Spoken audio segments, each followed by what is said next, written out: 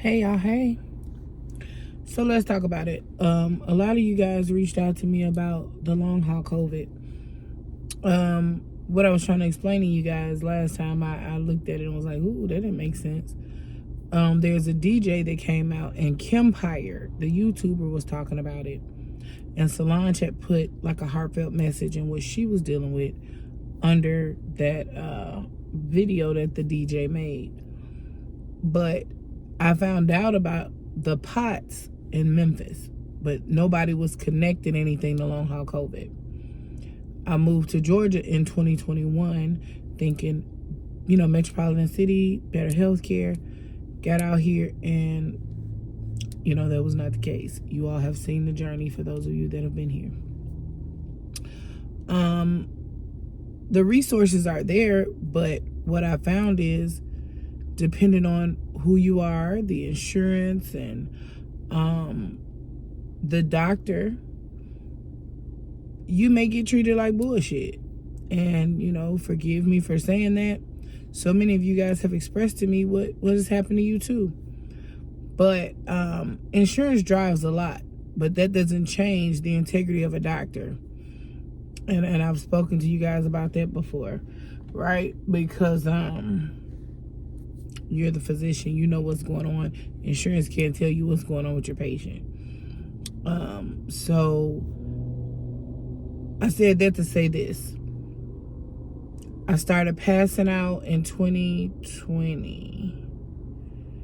About November, December of 2020, I started passing out, feeling like I was dying, body just, hijacking itself.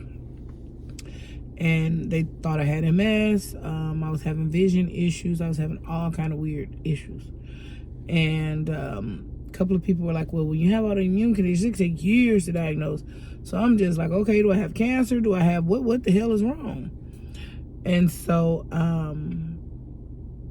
for you guys that have reached out to me and told me your story, I appreciate you. And I want you to keep fighting for more answers and just for the treatments that you need, because I was so new to everything. I didn't have a reason to know the healthcare system was so jacked up. Once I fought through that, I had family telling me, oh, ain't nothing wrong with you. And everybody was like, oh, you're just a hypochondriac. To go from a person that only goes to get checkups to now I'm in a doctor's office and a hospital every time you turn around, yeah, that was scary. So I eventually was diagnosed with POTS syndrome. Compression socks, compression garments, things like that kind of remedied a lot of what was going on with the passing out. But there was still the body hijacking itself. There was still dry eyes, dry mouth, just weird stuff. So from Memphis, I moved to Georgia July of 2021. That's where the real journey began, y'all. Everything that happened in Memphis does not compare to what has happened since I've been in Georgia. And so my daughter was in the 7th grade when we got out here. To have a young child and mothering and battling whatever illness, this invisible illness as everybody calls autoimmune conditions and things like that, you've got to know it was scary is like hell. So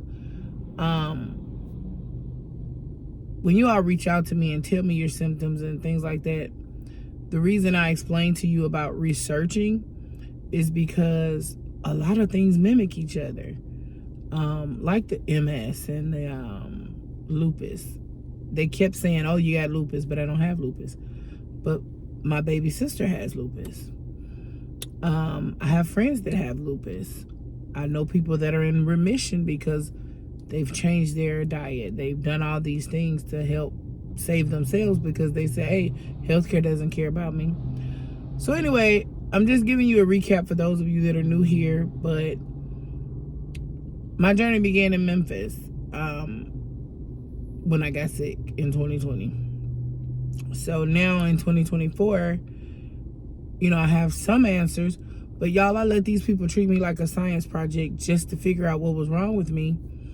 And I do believe it hurt me in a lot of ways because all the random infections, all the different shit that was happening, because I'm talking Now, the bone marrow biopsies were necessary because I do have MGUS as well. And that's the precursor to multiple myeloma. But my doctor keeps up with me every 3 months to make sure nothing has turned into multiple myeloma. In the beginning, I thought, oh my God, I'm going to die. I got multiple myeloma. But they say that it's an underlying condition that you may not know until you actually have multiple myeloma. They caught it hunting for other stuff. So,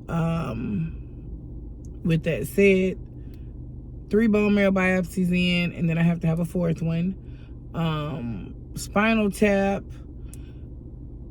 just all kind of random shit that they've done to me to try to figure out what's wrong with me. Test after test after test, y'all know that.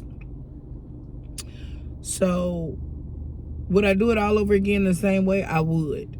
Because in that moment, when your quality of life is changed and you're afraid and you don't know what's going on, you just want answers. And that's kind of, you know, where I am with it. I just want answers. So, yeah, y'all, keep fighting. Don't be scared to go with your first mind. If you feel like you need that test, you know, do it. If you feel like, you know, let me get some second opinions, do that too. My journey just happened to be blessed because I'm still here. Y'all saw me dang near dying, walking around with MRSA, and my body doesn't fight infection well, so I've been on an antibiotic and an infusion for the last 10 years randomly every time something happens because they throw pills at me and that's not doing anything. And then a lot of those procedures, you know, carry the risk of infection and all that. I have hidradenitis too, so if y'all don't know what hidradenitis suppurativa is, it's a condition, it's a skin condition. And so when you're letting people crack you open in the office and do all this stuff to you, you run the risk of infection. So I've introduced all kind of extra shit trying to get resolution. But that in a nutshell, you guys are asking me about dating. You can live life with chronic conditions. You can date. You can work. Live and love. You may not be able to work full time. You may not be able to perform all the duties as a wife or a girlfriend, a husband, or a boyfriend. You may be limited in the things that you can do. But don't stop. You're still valuable. Live life. And, you know, there was a time where I felt like, oh my God, life's over. And that's not how I feel anymore. And I've been working on myself so that I continue to keep my feet planted and just staying rooted in my beliefs and you know, God. First and foremost. There's an assignment for me, clearly. Because to know what I've been through, you guys don't know the half. And I am working on a few things